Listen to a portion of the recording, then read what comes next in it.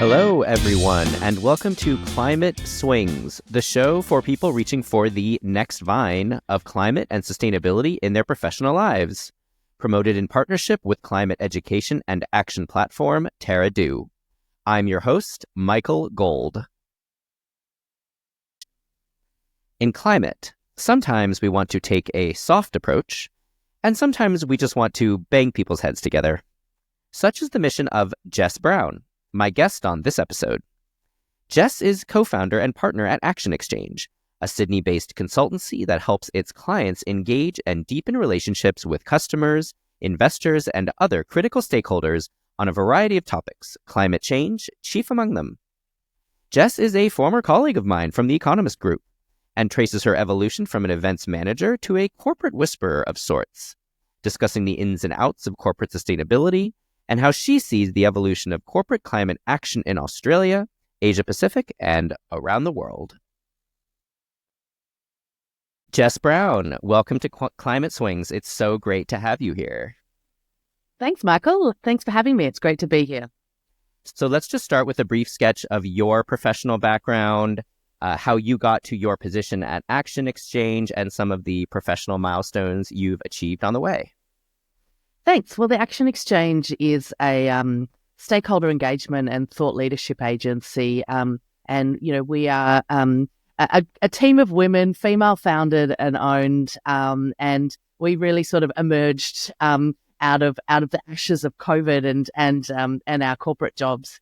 And what we do is help organizations really talk to and have sophisticated two-way conversations with their very senior level stakeholders.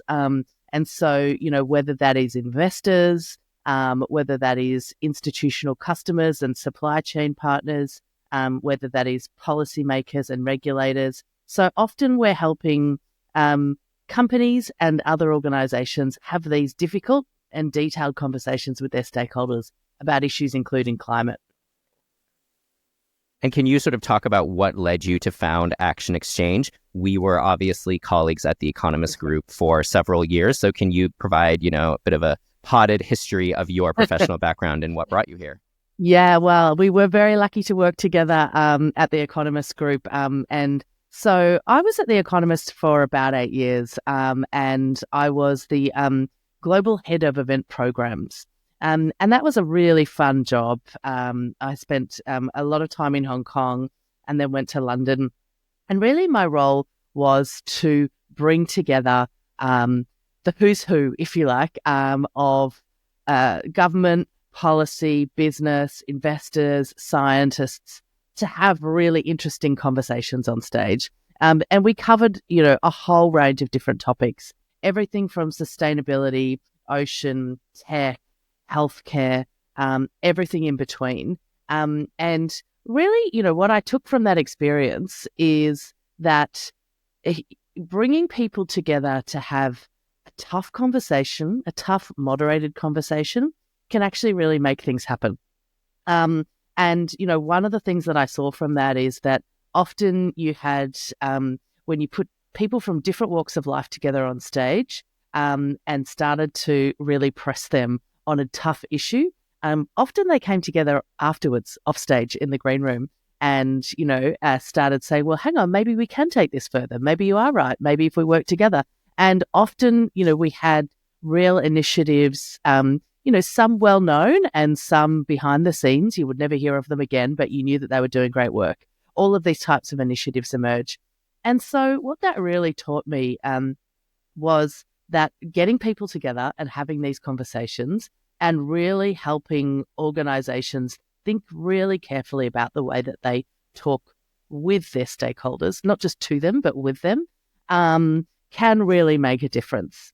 From a personal perspective, if I could take a little bit of a sideways slant here, I sort of made the decision to take like a midlife gap year with my husband and 2 kids, and put all of our possessions into storage, left our jobs, left our house, and rented a car and started driving around Europe.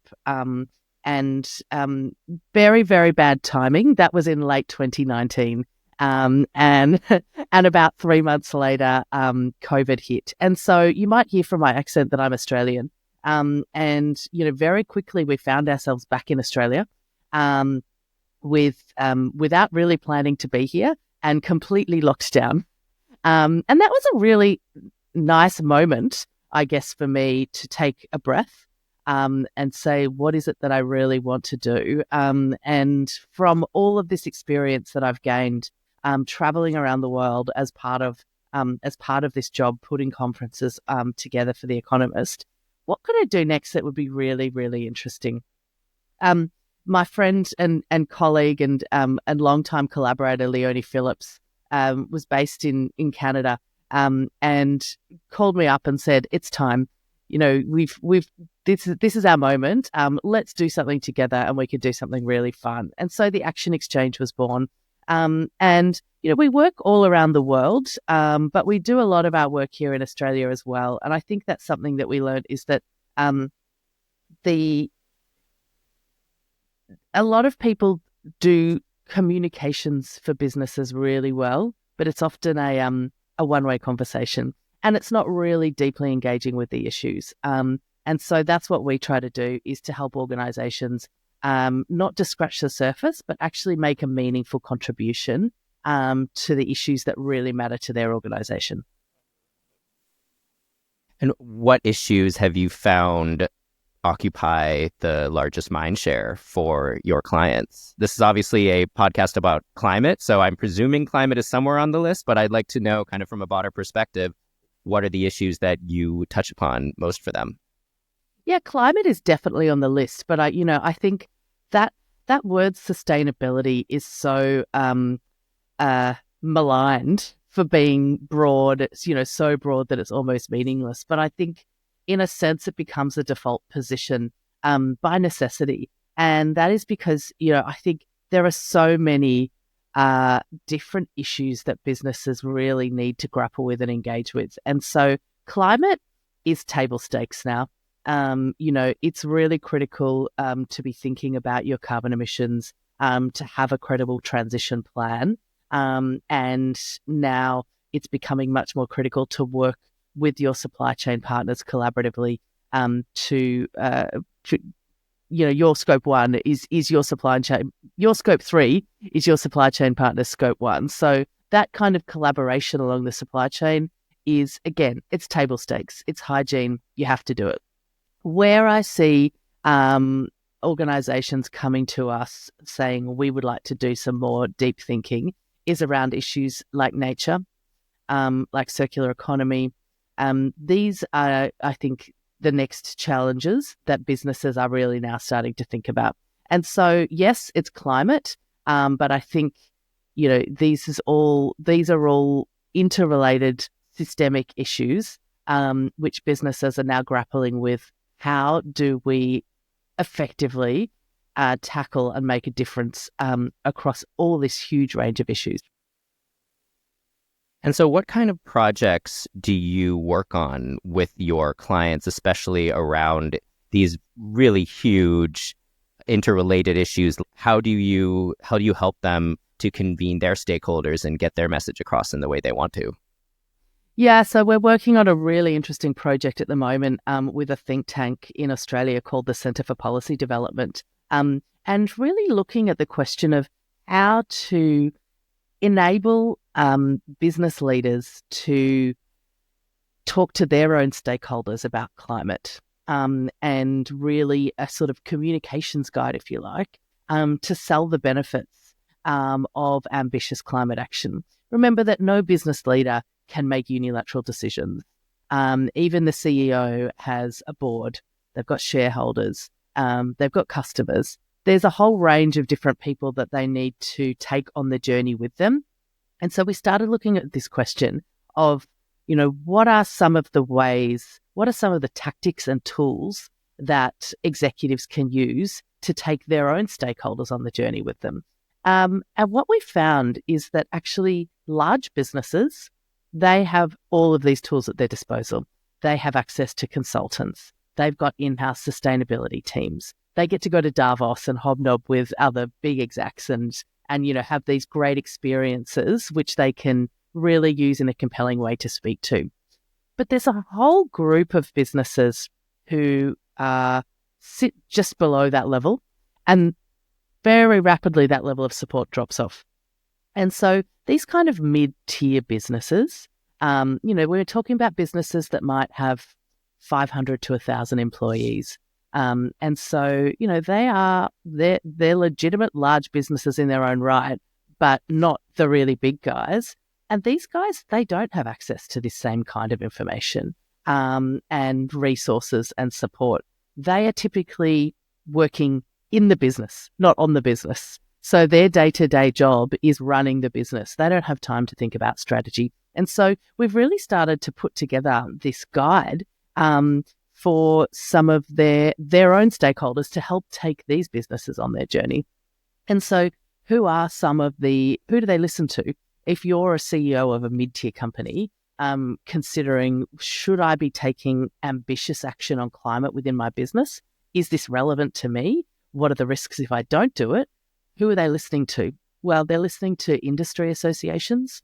A lot of the time they go to their own industry associations to help them formulate responses to big policy issues because they don't have the capacity and time to do it themselves. Often they're going to their banks or the organisation that they get finance from. Often they're going to their big customers. And sometimes for these mid-tier firms, their big customers are those large organisations that do have really ambitious climate transition plans.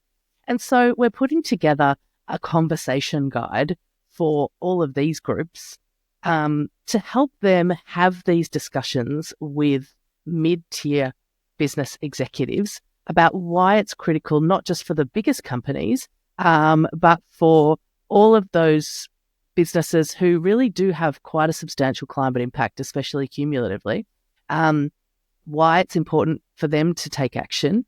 And not only why is it important, but why it's a strategic advantage for them to do so. Why it's a business imperative for them to do so. Why it's not just a regulatory requirement or a box-ticking compliance exercise, but it's actually a real opportunity for them.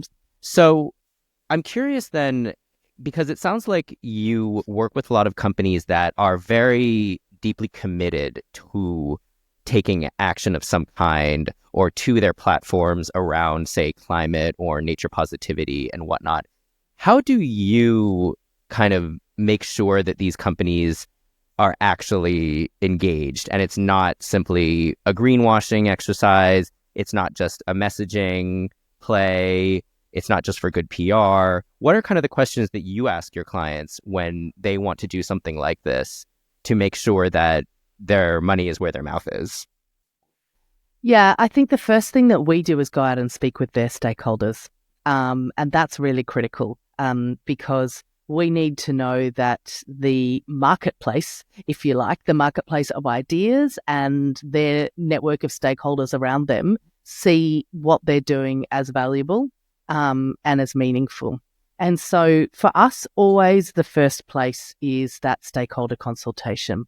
And, one of the first questions that we ask is, what do you want to see happen? What is going to be genuinely additive? And what is going to really move the discussion along? We don't do the sort of corporate communications or marketing where we're talking about a business. And so in that sense, we're always a step back from talking about the business's product or service. We really engage within the broader issues that they're engaging in. And so I think actually often the biggest risk is not greenwashing in a sense of trying to cover up, but it is performative action that's not really useful. And I think that's really the biggest risk, and that's what we're always trying to avoid. And so again, as I said, really going to the stakeholders and asking them, what do you need? What is going to complement the work that you're doing? Going to the scientists, the NGOs, the others that are working in that field and saying, how can we help? How can we make sure that this is useful to you? Just asking those questions. It sounds like a really simple answer, but actually, I don't think it's more complicated than that, right? Find the right people who are doing the best work in this space and go and ask them, what is the work that we can do that will make a difference? And then go and do that. And have you encountered instances where those high-level stakeholders, those experts and NGOs and scientists that you're talking to provide a kind of guidance that doesn't really align with what your client wants? And do you kind of have to have tough conversations? How do you kind of bring your client to the level where they maybe need to be but aren't quite there yet? Yeah, all the time. And I think projects always evolve. Something you think is a great idea, you will very often find out quite quickly that it's not a great idea, or that someone's already doing it. And so that flexibility is really important. And that's why we always start with that stakeholder engagement. I think the most important thing to say to any client is, this is how doing it this way, listening to the market, listening to the feedback from the stakeholders is how we're going to meet your objectives. No organization wants to seem irrelevant or behind the curve. They never do.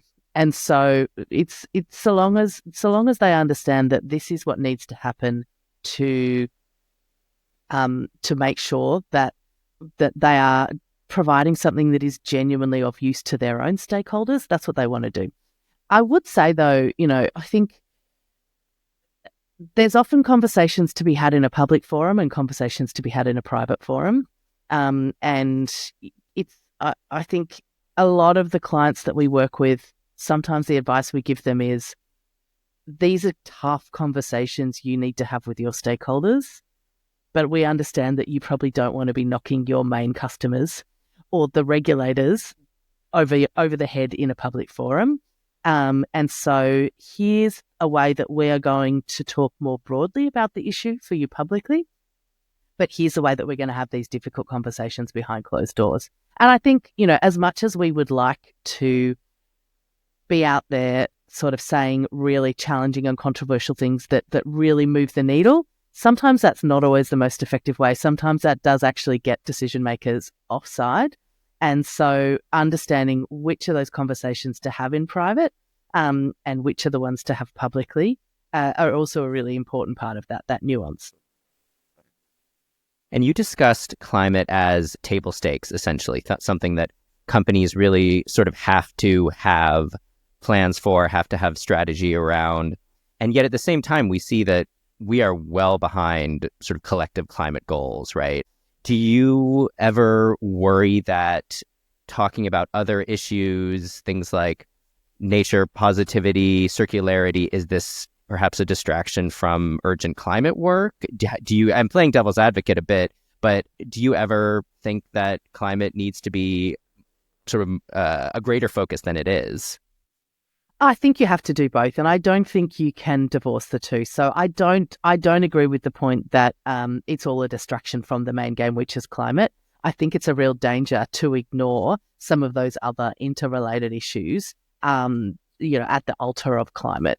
The one thing that gives me, I guess, some optimism is that depending on which jurisdiction you're in, climate is increasingly baked in as a mandatory requirement for businesses to think about, and will become much more so over the coming years. The legislation around climate reporting for businesses is ramping up. And so, I know your listeners know all about this, and we don't want to talk about that in detail, but I really do think that from that perspective, we are at a tipping point where businesses do genuinely have to think about it. Now, obviously, in the US, there's a bit of a different story going on, and that is one big market. And of course, there are plenty of other emerging markets around the world where this is not the case. But the direction of travel broadly for a lot of businesses is that they really do have to think about climate as table stakes. And so that does give me some optimism. I do think it's at these local levels that change will be made. Businesses, and that's the main group that I deal with, is businesses. they care about their customers. They care, and their customers are usually people within their own country, organizations within their own country, and they care about the regulators that make the laws that govern them, which are, again, usually within their own country. And so it's going to be that country by country level, rather than, I think, meeting global goals, where we're seeing change at the corporate level. That's when I speak with businesses, that's what they care about, is the jurisdictions that I operate in. What do I need to do? How do I get ahead of my competitors? And the direction of travel is we need to be more ambitious on climate if we're going to meet those requirements. And so climate sits at the core for a lot of people of this kind of corporate sustainability push, right? And then one layer up from that, of course, is ESG, that acronym which has been vilified in some corners and deified in other corners. What is your view toward ESG in this day and age? In a lot of corporate circles nowadays, it's sort of the attitude ranges from we're not going to touch it, we don't want to go there, to, it's an extremely important facet of doing business today. Some people think it's too broad. Some people think it's not well defined enough. What is your view? I don't hear it used very often as a term anymore. And for me, I split it into two different categories. If you think about what an organization is doing themselves, on climate, on other environmental issues such as nature, on social issues, those things that would fall under environmental, social, and governance, it tends to be called sustainability. And I do think about that as corporate sustainability. That very unfashionable term, corporate social responsibility, that we used to talk about years ago, it is almost that back again. For me, ESG is something that sits more in the investment world and is a way to classify your investments. In this sense, I think it is. There's lots of problems that we've seen in many different jurisdictions with how investments are classified, and I think that's why it's on the nose. So when I speak with businesses, they're not talking about ESG; they're talking about sustainability. So we're obviously a podcast that talks about people working in climate and working in sustainability more broadly. I'm curious, when you're engaging with companies, who are the main stakeholders that you are sparking those kinds of conversations with? Is it sustainability department? Is it marketing? Is it strategy? Where do you find that most of the enthusiasm, energy around dealing with climate and sustainability is coming from inside companies? Yeah, that's really interesting. And from all of the above, I think something we've seen really clearly is that as sustainability has grown, sustainability teams haven't necessarily grown. What's happened is that sustainability responsibilities have become embedded throughout organizations. And so you're seeing this kind of horizontal diffusion of responsibility for climate or sustainability goals. And so you will see within the finance department, for example, there are sustainability reporting specialists. You will see within marketing and communications, there are sustainability specialists. At the board, you have sustainability committees, and it sits right across the organisation. So I've spoken with businesses who have set up sustainability-related KPIs for every different business unit, and they're all different. Obviously it depends on the function of the person, but everyone's got a sustainability-related KPI. And so we're seeing those transition plans really cascading throughout the organisation. And if what we're talking about is a genuine transition plan, that is usually a complete change to an organisation's strategy, and it affects every aspect of how they do business. And so it really does need to be something that sits at the board level and is filtered throughout the organisation. We do, of course, have chief sustainability officers who usually report into the CEO and often report directly to the board as well. But what we're seeing is not that they are building big empires underneath them, but really that they are systems thinkers. who really effectively their job is change management.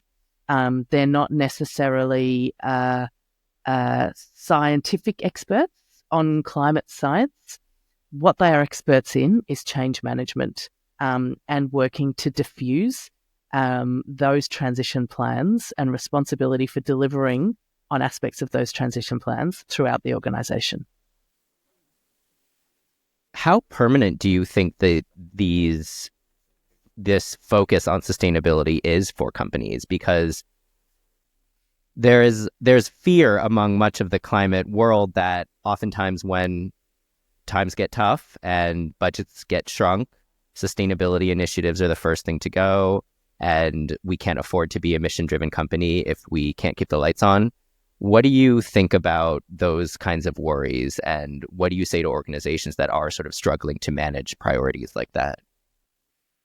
Yeah, I think it's something I've thought a lot about because we have seen really high-profile examples of companies backtracking on their commitments. And so, yeah, I think in some cases it is a genuine backtracking. In other cases, there's a bit more of a nuanced story. And I speak with businesses who say, we will now not make any new commitments. We've been burned by making commitments that we can't keep. And 5 years ago, maybe it was okay to just make a commitment without really knowing how you were going to deliver it. The expectation now is if you make a commitment, you will deliver it. And so to my mind, if there is less ambitious statements being thrown around, but more thought about how to actually deliver on transition plans, that's probably a good thing. That's a maturing of the sector, if you like. There is a genuine concern amongst the businesses I speak with about greenwashing and not wanting to be seen to be committing to actions that they can't take. So again, I think it feels in some ways like a backtracking, but in many ways I think it's progress. That it's sustainability moving from the marketing department to the strategy department. It's moving from aspiration to delivery, and that's progress. One of the sort of audiences that I'm trying to reach with this podcast are people in companies that want to make a difference, have a positive impact, especially, say, in a sustainability or climate direction, but maybe work in finance or work in operations and don't really have a background in it, don't really know what they can do. What do you think are some of the sort of strategies or tactics? What should they be thinking about in trying to adopt more climate and sustainability concerns in their role? Yeah, I think that there's a lot of opportunities for people within their function.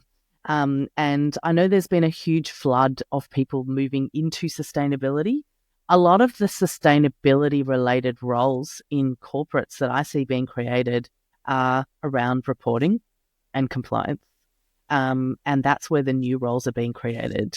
And they're important roles, but that's not really delivering.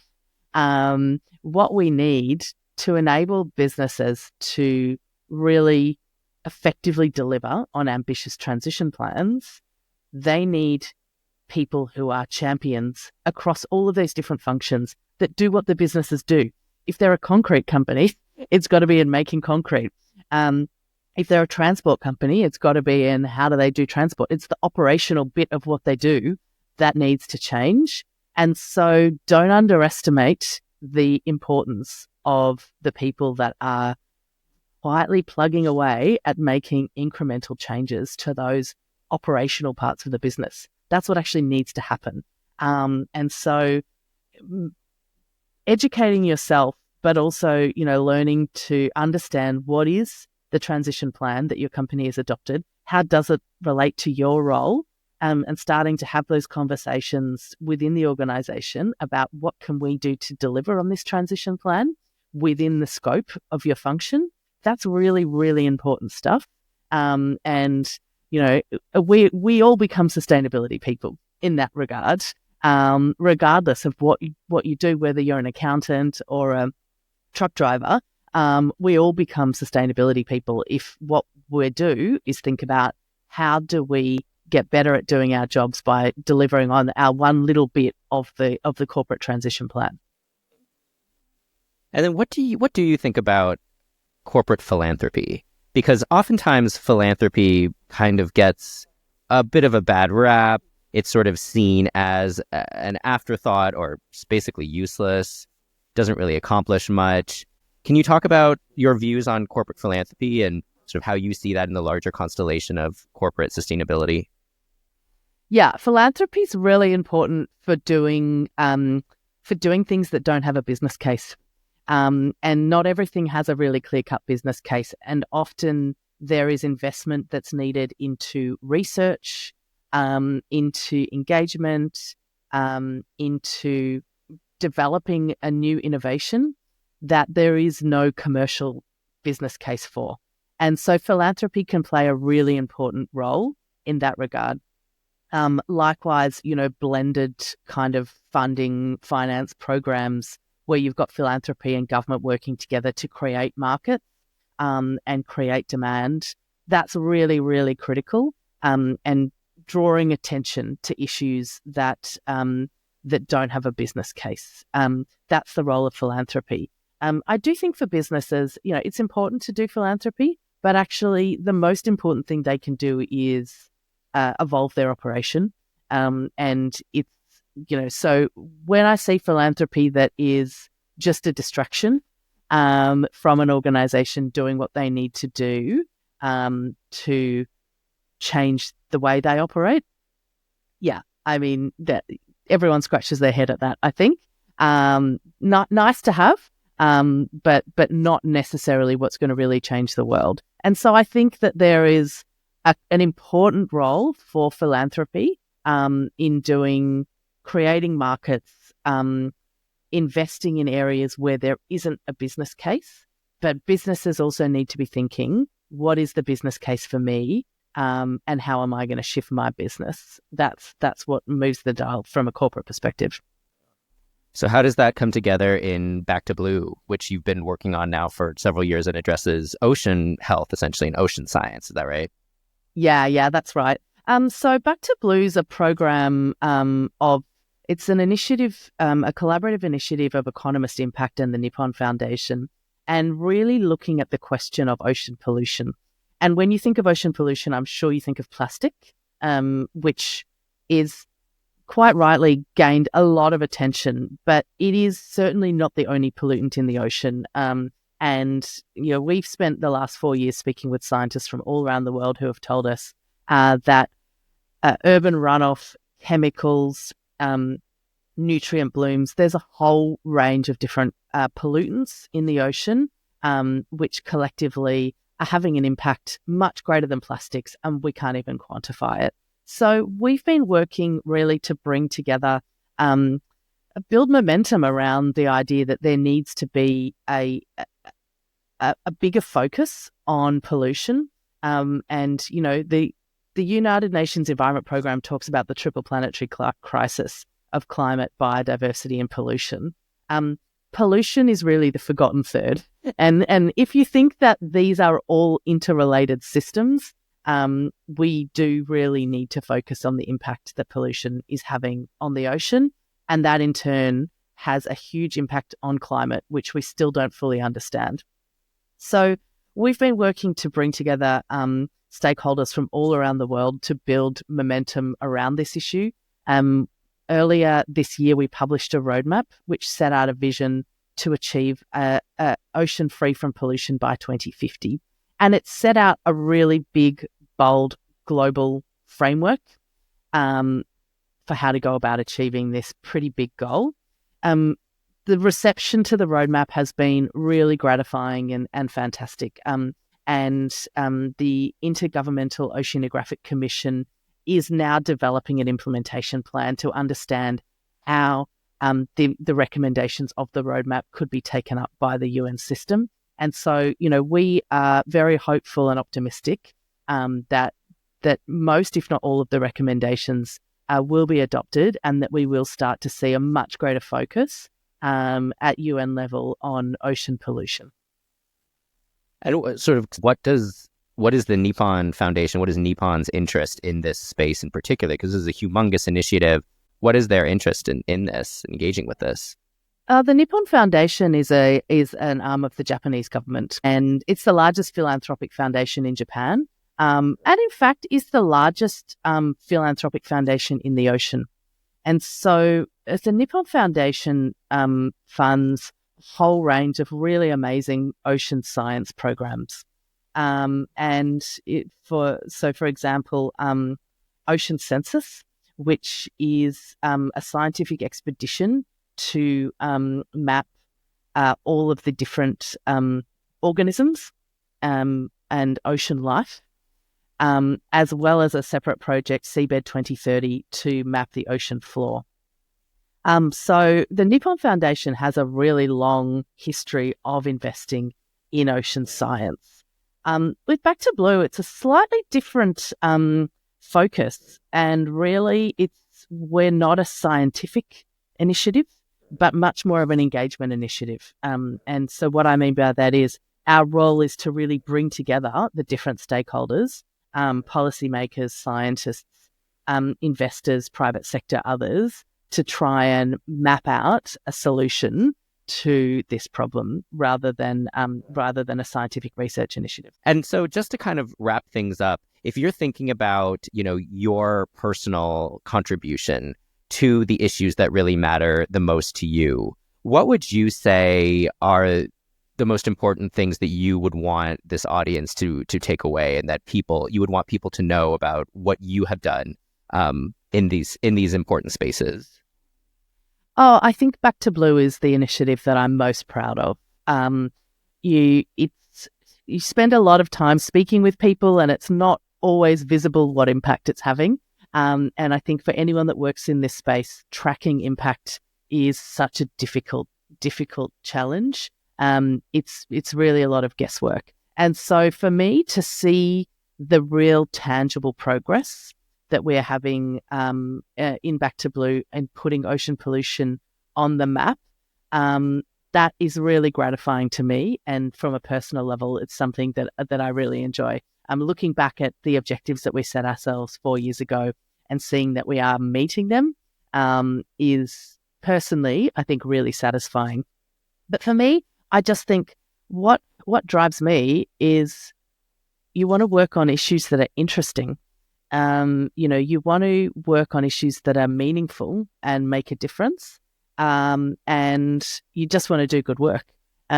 So anything that's a big, challenging problem that involves getting people's heads and banging them together to try and find solutions, that's what I'm interested in. And the best part about my job by far is that anytime we start a new project, we just get to ring up the smartest people on that topic and ask some questions. I'm always amazed by how generous people are with their time and their thoughts and their insights. And I meet so many people, whether they are from the private sector or whether they are activists, scientists, others working in this field, they are all genuinely always happy to share their insights, and they really want to know that the work that they are doing is helping others. And there is a real collaborative community feel. And so that's a real privilege, that to be able to ring up smart people, ask them difficult questions, and learn about these issues every day. That's really fun. Well, I think that's a wonderful place to end. Jess Brown, thank you so much for appearing on Climate Swings. This was wonderful. Thanks, Michael. Climate Swings is produced, hosted, and edited by me, Michael Gold, with promotional support from climate education and action platform TerraDo. Opinions expressed on the show are exclusively those of the guests and do not reflect the views of TerraDo, its founders, or employees. Show notes, transcripts, and other material can be found on the show website, wordclouds.consulting/climate swings. If you like this episode, please rate and review it, subscribe to the Climate Swings YouTube channel, and please spread the word. Thank you for tuning in, and have a lovely day.